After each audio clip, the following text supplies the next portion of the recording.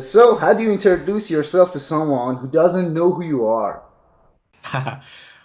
Thank you for your invitation. I'm happy and glad to be here. My name is Alexander Pfister, and yes, I'm a game designer.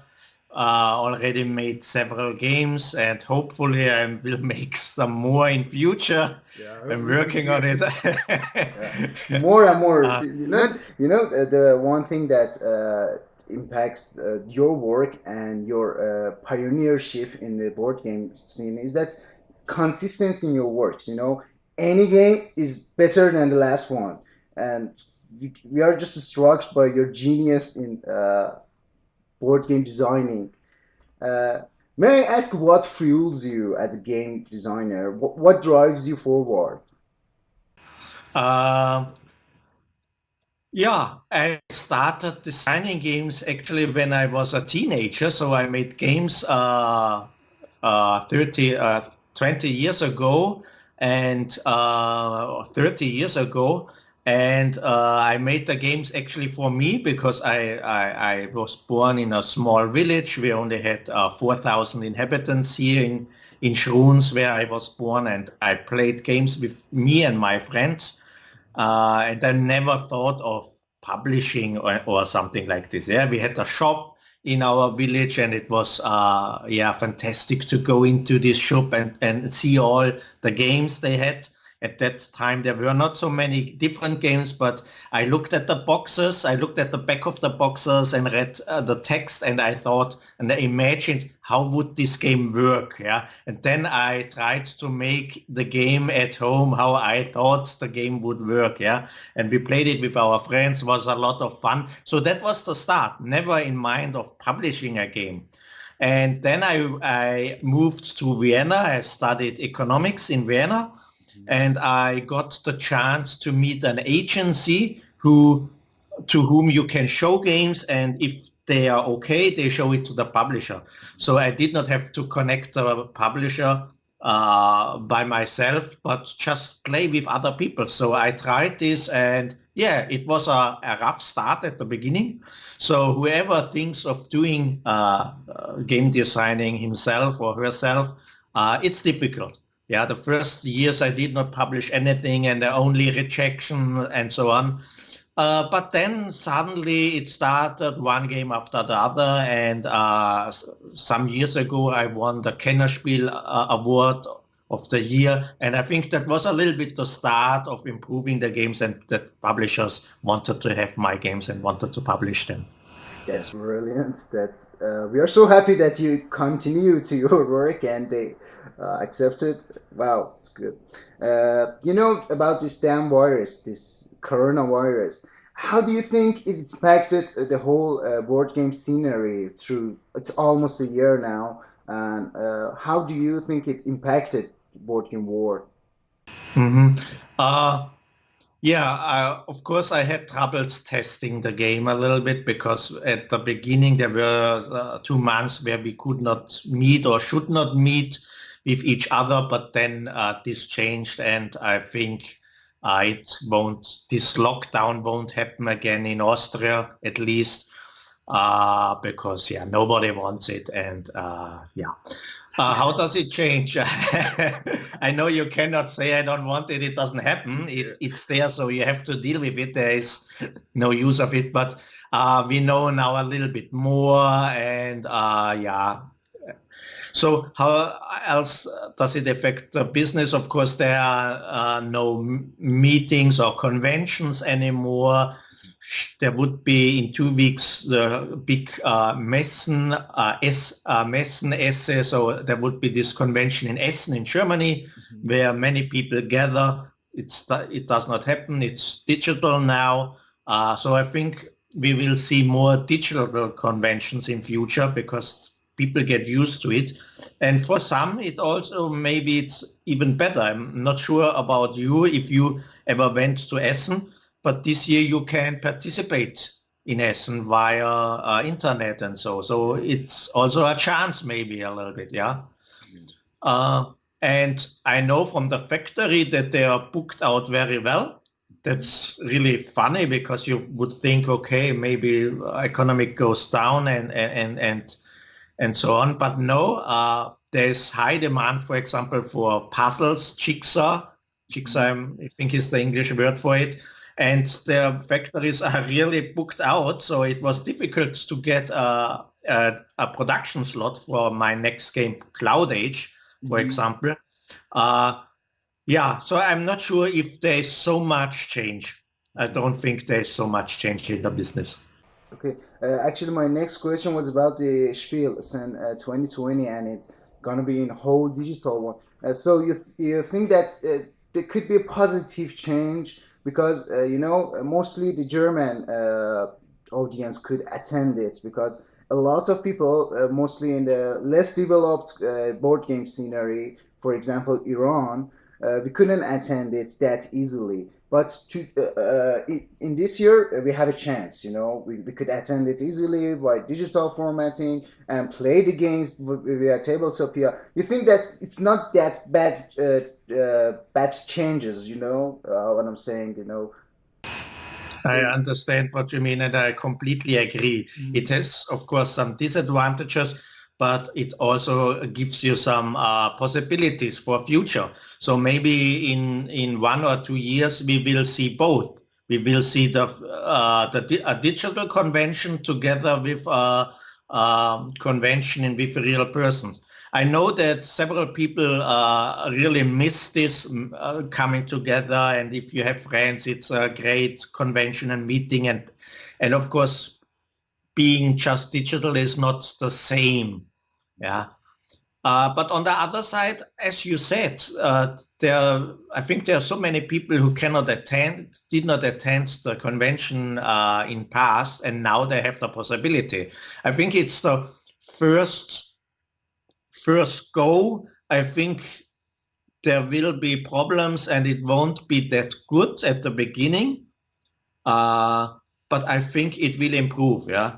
For example, one thing I would really like to see to get more this conventional feeling is something like that you have an avatar, a 3D avatar, and really can walk around some halls and watch them playing at Tabletopia and go here and maybe even just speak with random people. Yeah. So if, for example, if 1,000 people are in a chat room, okay, it's difficult to speak. But if you have a 3D avatar and just see somebody and speak with him, maybe it would be even a little bit more interesting. Yeah, actually, that's a brilliant idea, and I hope that it's gonna be in the way that you said. In the following years, we have a digital format and also SN focused format. That would be great, I think. Uh, Everybody knows you as a Euro style designer. Uh, do you think that this style of games are the true form of board games, or no? It's just purely because of your interest that you just make games in that style. It's only because of my interest. I don't think it would be good to put one genre above another one. There are party games, there are games with dice and fighting games and deduction games and roll and write games. There are so many different types, and I think that's the good thing about the board game industry, that even if people are not into gaming, actually, I'm sure you will find a game which the person will like, yeah, because it's a party game or this game, and there's so many different. There are this whole escape room games, yeah. There's a new genre, different feeling, yeah, and I think if somebody says he does not like playing games, I think you will find one, and this person will say, yeah, hey, that's fun. I did not know that gaming can be like this. I'm very happy that you said that. So, where do you stand on Ameritrash or hybrid games? Do you like them personally? Fighting games, the Ameritrash style, also.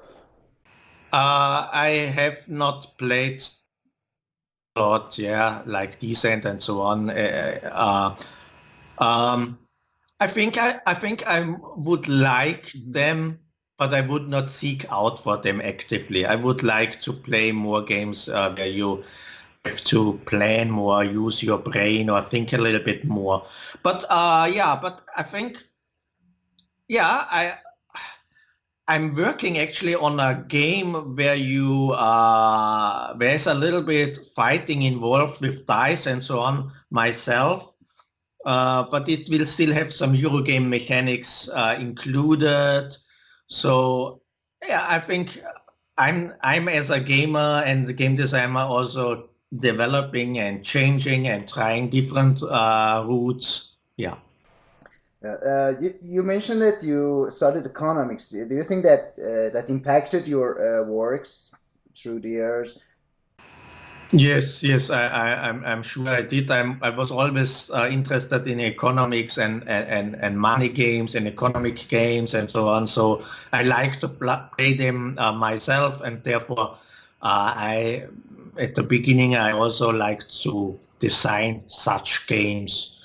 I think many of my games have some currency in their money or something of them. Broom Service does not have, but many others do have. We have cows there. That's good enough for me. So you mentioned some of your games, Broom Service, Great Western Trail, and so on and so on. Personally, which one do you know as your personal favorite? Which one do you like the most? That's a difficult question, of course.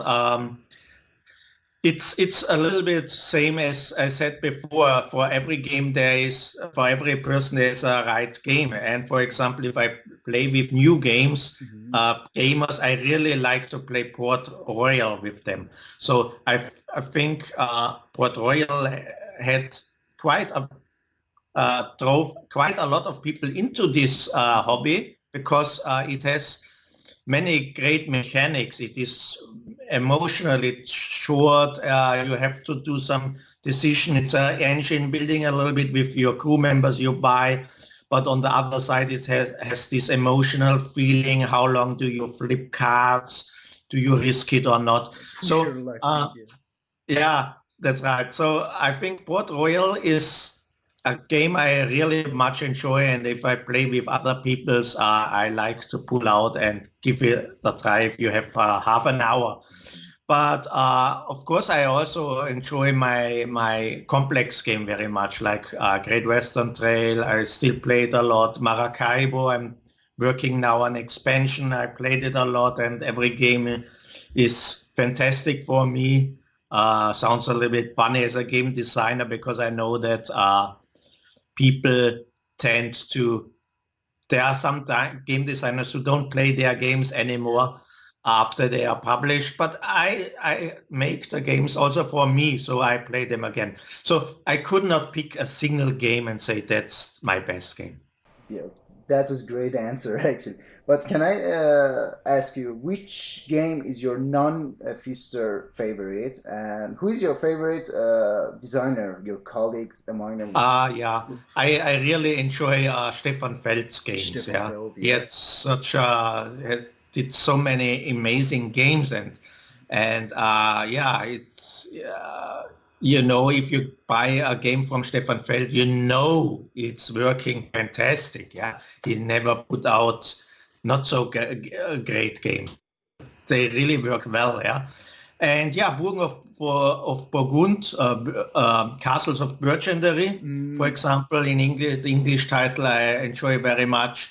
I like Concordia very much. It's a Euro-style game, which I really enjoy. So Mark Gertz had great games with his rondel mechanism. I sort of also use this rondel mechanism in my Great Western Trail or Maracaibo. I like Marco Polo with the dice very much. I like dice in games, although I don't use them that often. Yeah. But yes, it's a good feeling. Yeah. A good balanced randomness it brings with it every time. I think, indeed, I think he has a fantastic approach to games, and I have the same approach. So when I start making a game, I look for a unique mechanism I enjoy, and I try this mechanism alone with very simple material and rules just to see if this works.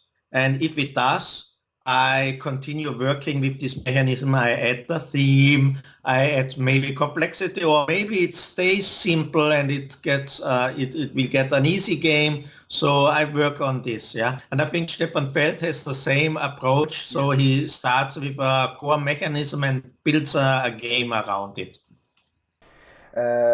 Speaking of the colleagues and other designers, Arne Stawenda and Andres Polikan is the two people who you collaborated with most. How is the synergy when you are making a game with other people, two game designers? How that worked for you? Yeah, they have different histories, both collaborations. With Andreas Pelikan, that was the beginning. He was the designer of Witcher's Brew, and the publisher asked him to make a board game out of it, and he tried with it, and we are friends. We tested together, and I was just a tester, yeah. But then I came up with new ideas and said, why don't we go in this direction? And I made a proposal and I asked him if he liked this proposal. He said, yes, let's make it together. So that was the start. And after it worked so well with Broom Service, we tried the same with Isle of Skye. So we worked together right at the beginning with Isle of Skye. And with Arno Steinwender and Cloud Age, it was that Arno Steinwender is very strong on family games, has great gimmicks and mechanics. For family games, I'm more stronger at Kenner games, yeah, expert games and middleweight Euro games. So yeah, we were testing together, so we teamed up together and said, why not make a game with both of us? And so Cloud Age developed. I have a question toward that later, but let me ask you something else now. As for expansions, you don't publish that much expansions for every game. You know, one or two is enough, I think, for you. Do you think that the game must be a standalone thing, a concrete idea that expansions are just little extra something to it, or no? You think that expansions must be published for every game to change and actually leave it up again? Mm-hmm. I think the game has to be finished when it is published, so expansions are not necessary. But I don't hate expansions. It's not that I don't want to make expansions or so. Actually, on the contrary, I think if somebody loves a game and played it 5-10 times, I think expansion with new cards and new material and new possibility really adds to the game, and this person will have a good experience. So actually, I like expansions, and maybe I even would like to do more, but the publisher often says, okay, if the sales go down, they won't make an expansion. Or for example, with Broom Service, there were already expansions in the box and there was this B side of the game board. So there was no need to make expansions, yeah. But I like making expansions because if people like the game, they want more content. And I really want to give them this extra content in future. That question came from an idea because my friend asked, please ask him why he doesn't publish an expansion for Mombasa. And I said, I will ask him, okay. Yeah, that's what I said before. If the publisher does not ask me to do an expansion, I can't do one. It's not my decision. It's the decision of the publisher because he has to sell the expansion, yeah. Your last game, Maracaibo, was a blast. Already halfway of top 100 BGG. And what do you think of personally? What do you think of its acceptance among the board game audience? Yeah, I'm very happy how Maracaibo developed because it was a lot of work. I invested a lot of time into this game. I went with a smaller publisher also to avoid this, what you said with Mombasa, so that if I want to make an expansion, I can do it, and the publisher is happy to do one. So there will be an expansion out at the beginning of next year. Yeah, and it was a little bit of a risk to go with a small publisher, but it worked out really well. Yeah, it was a lot of work. Yeah, and I'm so happy how it's developed, because I worked, I think, 3 years on this game. Not only on this game, I did many games. I did some other games besides, but it was a lot of work, with all this story and the chapters, with the legacy tiles, and so on. Me and a lot of your fans are excited about your next hit, Cloud Age. Can we have more detailed information about it? Yes. First thing is, it's not a extraordinary heavy game. I really want to stress this, because some people after Maracaibo expect the next Maracaibo or Great Western Trail. No, it's not. It's more in the sense of, for example, Wingspan, so a Kennerspiel like Isle of Skye Room Service. It's a middleweight strategy game. Cloud Age will take about 80 minutes to play, so a little bit above 1 hour. It's for 1 to 4 players, so it has a solo mode again. And the story behind this game is we live in a world without oil, because there are warlords which set oil facilities and forests on fire, and there were these clouds, and there was a breakdown of the economy, and we as a player are now 15 years later flying with our airship above the dried out landscapes, and we try to improve our airships, make it stronger, make it faster. We try to hire new crew members. It has, again, many different cards. I like cards personally, so I try to use cards in my games, because it's always a fun moment to have 5-6 cards and say, oh, that's so good, oh, that's an awesome card, I want to play this one and that one, and so on. So it has this engine building with cards. It has a unique mechanism with the clouds, because there are sleeves, and on these sleeves there are stickers with a cloud on it, and you put the city cards into this sleeve, so you don't see the whole card, and you have to make a decision what's together based on the part you see.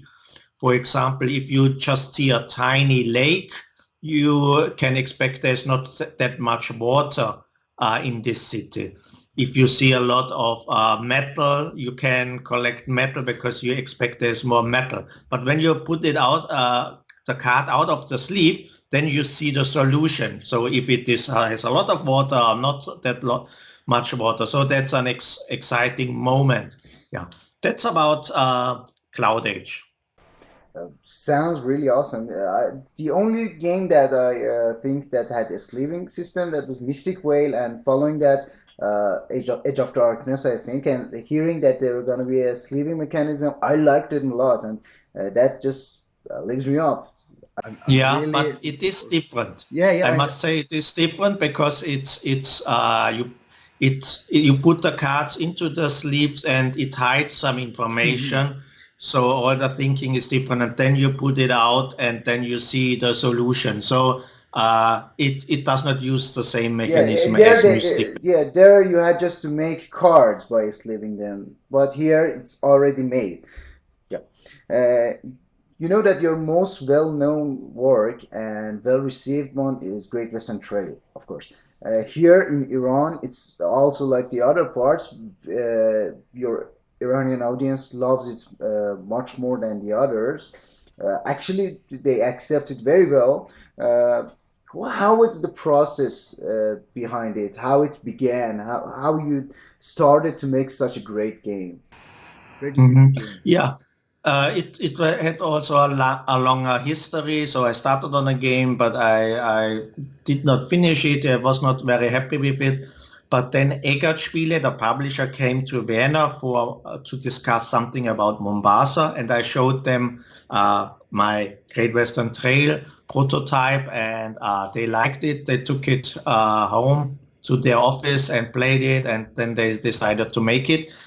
And it was designed around the idea of a rondel where you move and you go around and you can place buildings. You can build buildings on this rondel and make it your own rondel, but everybody shares the same rondel. So that was actually the start of this game, and it was always set in America, but then I added the cows and all this stuff to the game. Yeah. As I know, you are a very busy man, and you did a really, really kind thing that you gave us your time.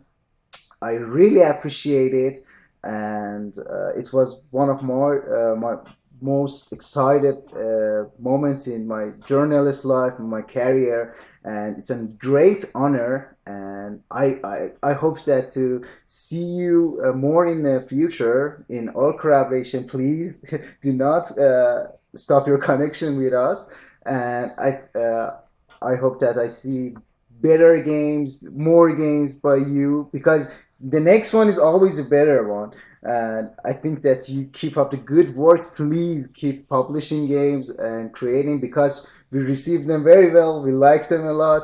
And you are one treasure in the chest of our board game board. Please know your value and just keep up the good work, Mr. Fister.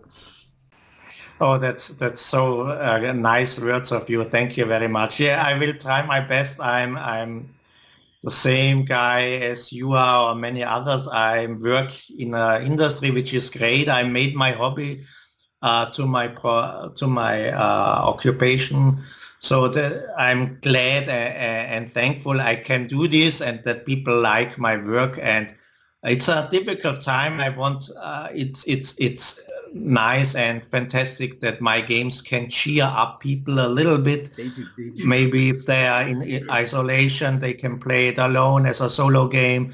And so that's really something, I'm thankful to be able to make this game and that people like it. I will try up to do my best.